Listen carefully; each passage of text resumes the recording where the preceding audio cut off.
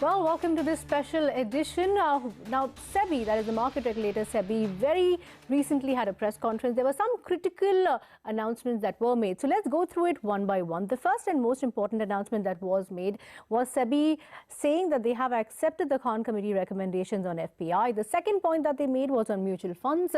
The expense ratio has been capped at 2%. Trail commissions will now be followed. There's a lot of jargon here. We'll get to the analysis.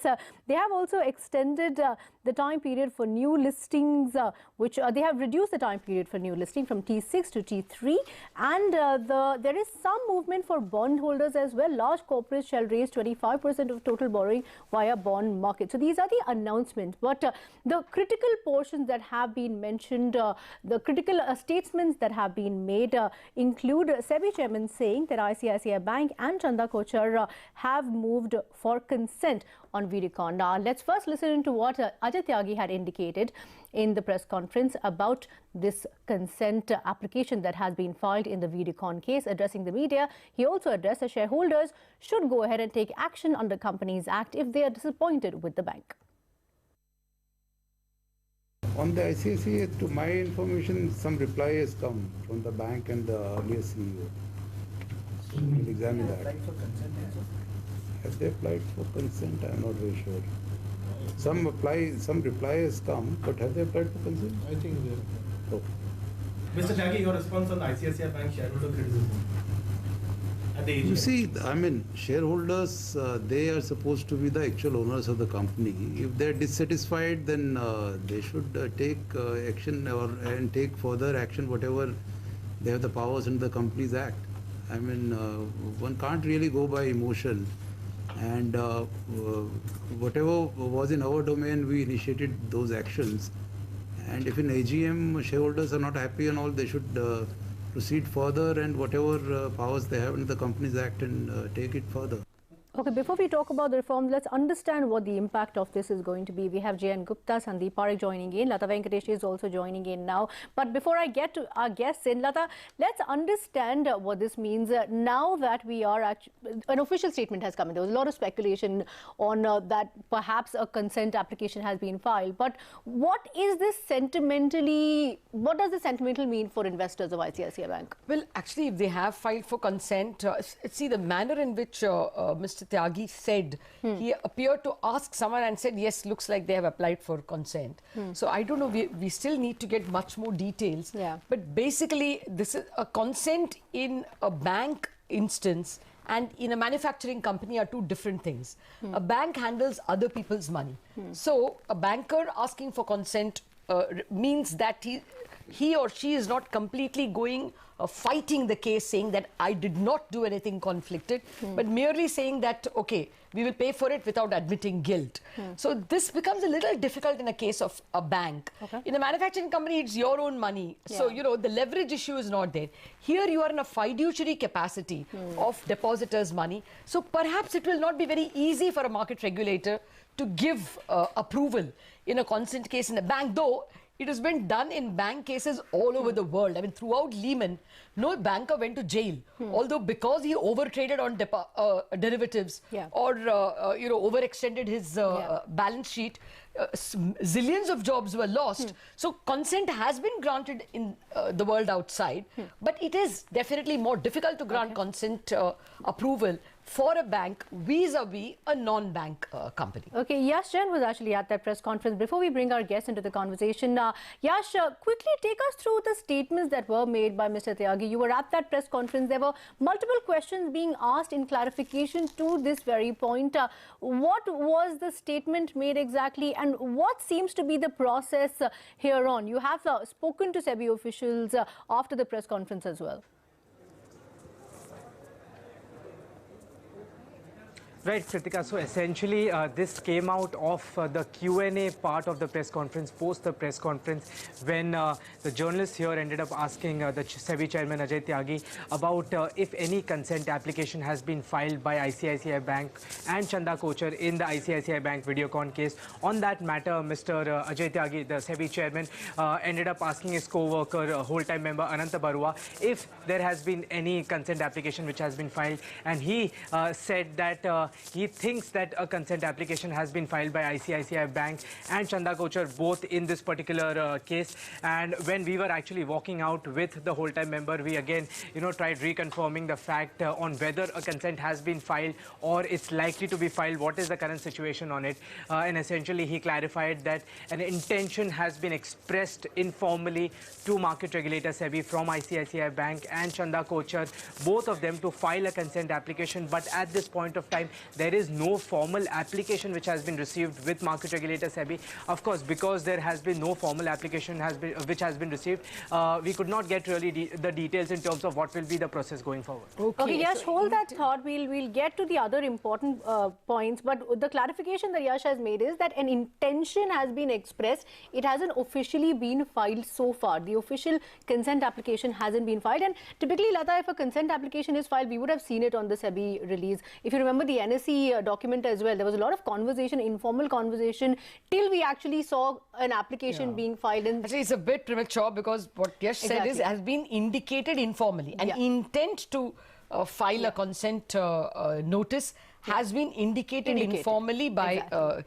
Yash, can you also clarify whether this intent has been indicated informally by both Chanda Kochhar and the bank? Okay, I think we've lost Yash on the line. But Mr. Gupta, come in on this point. We have gotten a clarification that no formal application has been filed, but the intent for it has been expressed informally. What do you make of this, sir? And is it given that if an intent or a conversation is happening with SEBI informally, is it a given that an application will go through? No, see, application will go through cannot be even said after the application has been filed. See, it is only if whatever I am understanding from the conversation and report, it is very simply that some reply has been received from ICICI and Chanda Kochhar, and they have also expressed their intent that they might go for consent. But till such time they come with a formal application for consent, you cannot say that they are going for consent. Then once they have submitted the consent, then this whole process of consent will go through, and SEBI will take its decision based on the regulations, consent mechanism that is there. But I will agree with Lata right from beginning that consent in a case like this, where you have an organization like a bank, which is nothing but a trust of depositors and trust of the borrower, and say it's from the fixed capacity. It is very different from any other company. The more so when Lata was saying that no one in the world has gone to jail and no one has, but in Lehman Brothers and everybody paid. But there it was for taking excessive risk. But in this particular case, the difference is that you are putting a question on somebody's governance standard or character. That is a key differential. Now, if you go for a consent where you have, today we do not know whether there is an issue of character or not, whether everything was good or not, we do not know. But in case SEBI comes to a conclusion tomorrow that yes, it is a case where the issue of decision making was involved, where some biases were there, where some corruption was there, whatever it may be. In that case, going for consent, I would be very, very uncomfortable as a regulator to settle it, because it is going to send a wrong message to all, and it may weaken the confidence that people have in the banking system. Yeah. So would you say, Mr. Gupta, in the first place, it is premature for us to discuss it? Because it is absolutely premature, because you do not know. It is like this, neither there is a boy nor a girl, we are discussing marriage preparation. Okay. Yeah, exactly. I mean, an intent was informally indicated by the parties, and we still don't know from our reporter whether it was indicated by the bank or by Chanda Kochhar, which is two very different things in this case. We have Yash back with us. But Mr. Gupta, if an informal indication comes from the parties, has the regulator to even reply to it? No, not at all. It is like this outside your office, I meet and say, Lata, let us have a discussion on something. That doesn't mean that I have offered it and you have accepted it. Tomorrow you can go back and I can go back. There is nothing. It's a very informal. Yeah, I guess extremely premature. But Mr. Gupta, just hold on for a minute. Let me get from our reporter on the scene whether he can give us some more clarity. Yash, can you clarify if both Chanda Kochhar and ICICI Bank informally indicated their intent to seek consent? Can you just repeat what you heard from Mr. Barua?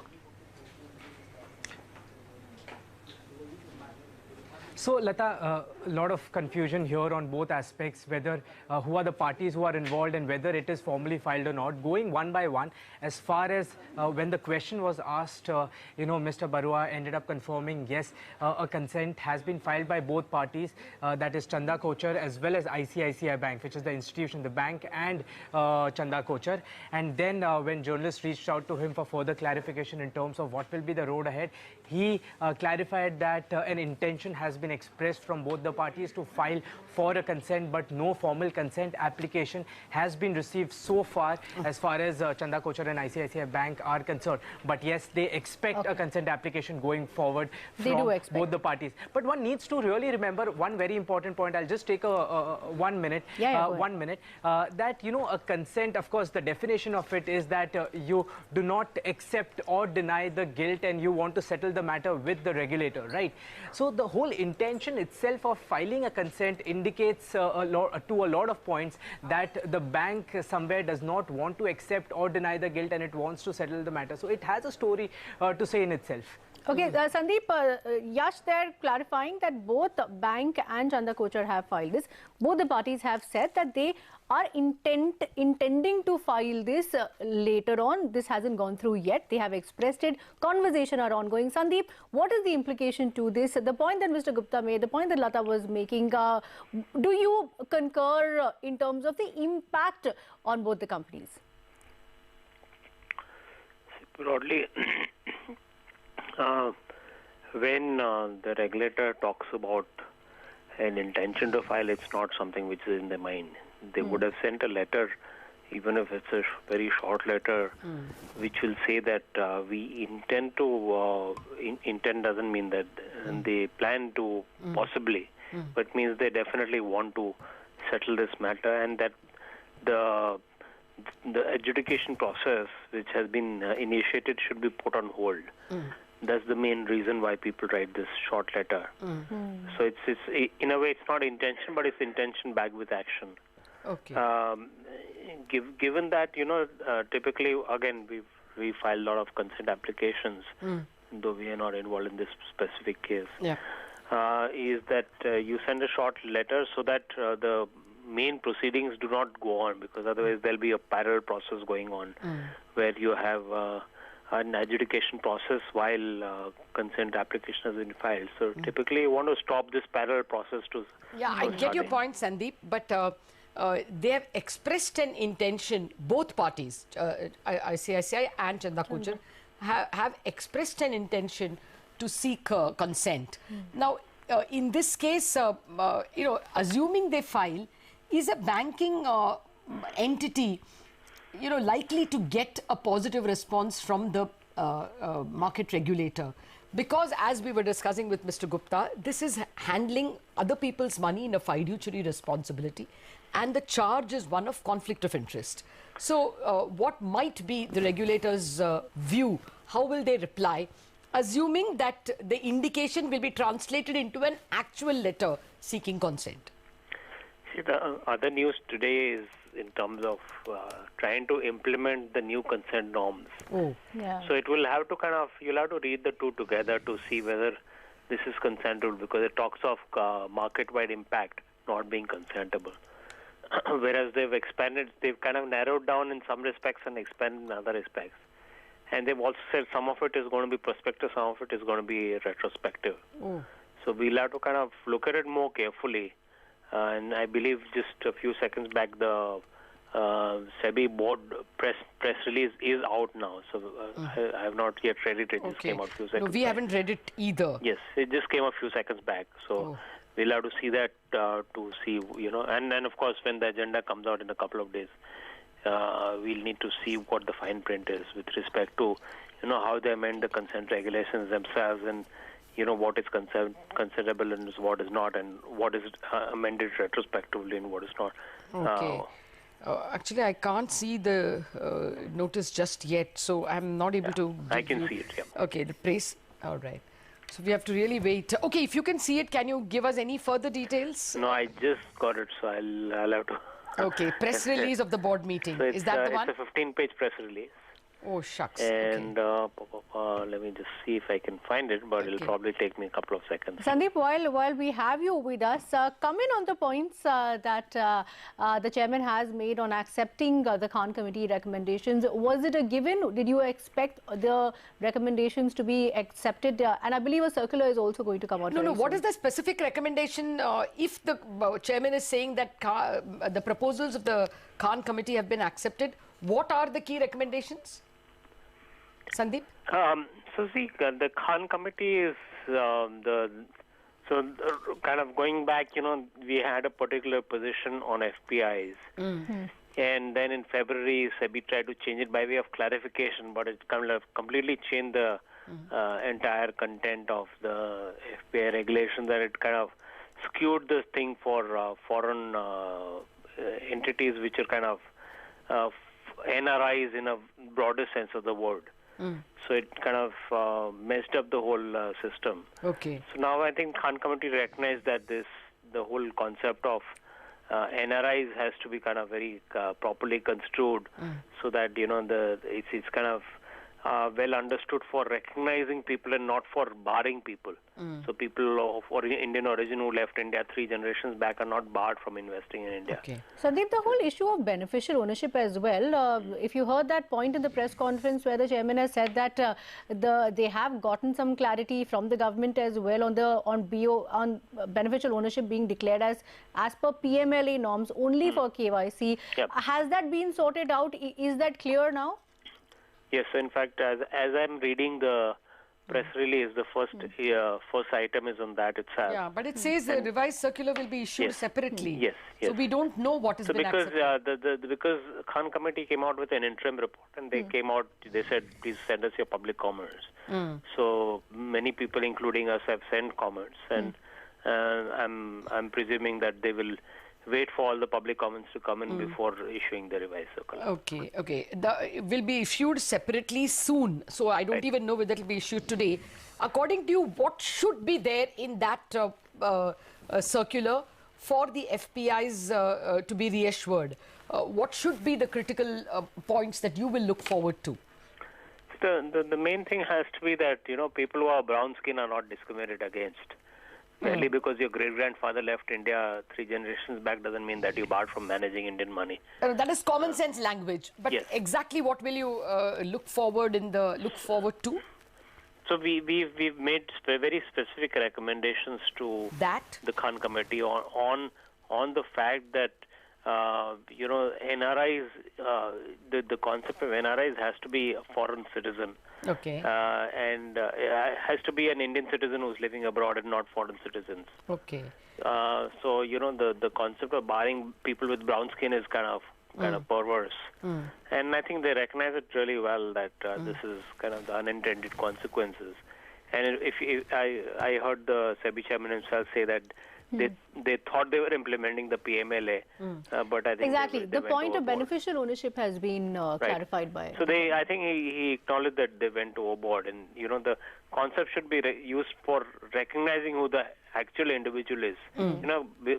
Behind a corporate there may be a second corporate and a third corporate. Okay. So you want to go to the last individual human being. Yes. Right.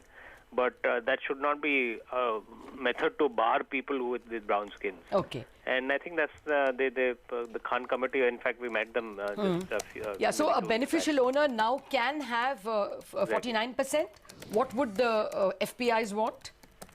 So essentially, you have FPIs and you have managers. So the manager who is kind of owned and controlled by an Indian origin person. Yes. And which itself is troublesome because the Khan Committee itself talks of Indian origin people, whereas the FEMA definition does not actually talk of Indian origin. They talk of Indian citizenship. Okay.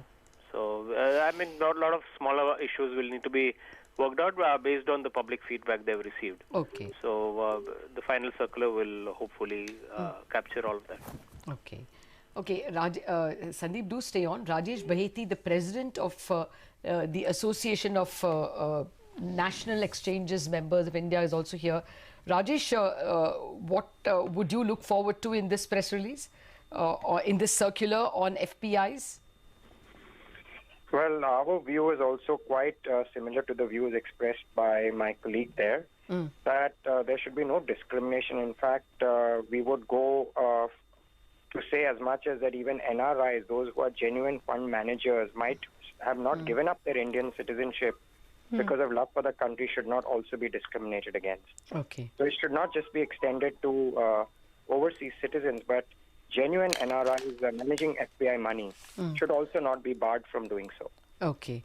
Okay. Well, actually, since the circular is not there, gentlemen, we have to thank you because we have to wait. I think we are prematurely discussing both the tweaks to the FPI circular as well as the consent application, which has been, which ICICI and Chanda Kochhar have indicated they will file. So at the moment, both are premature. But what is definitely not premature is that SEBI has come with new rules on the total expense ratio that will be allowed to mutual funds. And there, I think that they have reduced it. The TER for equity-oriented funds will be 2.25% of their total AUM if the assets under management is less than 500 crore.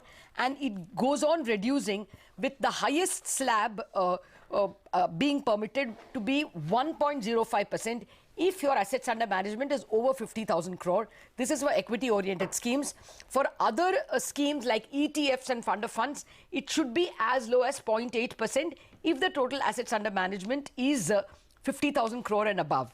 For lesser amounts of assets under management, the ETFs can charge up to 1.25% and then 1.35%. But basically, there is a cap on total expense ratio, which again we'll have to ask mutual funds whether they are happy with. There are other expenses also that have been allowed. But I saw something on even bond, large companies having to raise 25% from the bond market. So what has been specified is that large corporates, specifically 159 corporates that have been identified, will now have to raise 25% of their total borrowing mandatorily through the bond market. So that is this, I think, is a very, very big. I think the most earth-shattering announcement in today's circular is actually this, that the top 150 companies shall raise their requirements, 25% of their incremental requirements from the bond market. I think we'll have to go through these 150 companies with a fine-tooth comb. It will include companies like Reliance, which really are too large and therefore, where the bond markets will easily absorb that kind of money. Or, the HDFC twins, these kinds of companies will easily be satiated by the bond markets. But there will be, as you come down, the curve from AAA companies to AA, you may find it difficult. I think the first list will contain companies which can easily, face the bond market. Yeah. But this is a very, very big announcement. And if big it can fillip for the kickstart bond market, right? No, it was always expected. RBI and SEBI were working towards it, and previous releases from the Reserve Bank have also indicated it. But I think this will be a new beginning. Okay, so mutual funds extension of expense ratio. Exactly, mutual funds from the reduction of the listing timeline to bond market to derivatives market. Lot of points over there. We will be giving you more analysis, but for now, Sandeep Parekh and Jayan Gupta as well as Lata Venkatesh, thanks for joining in.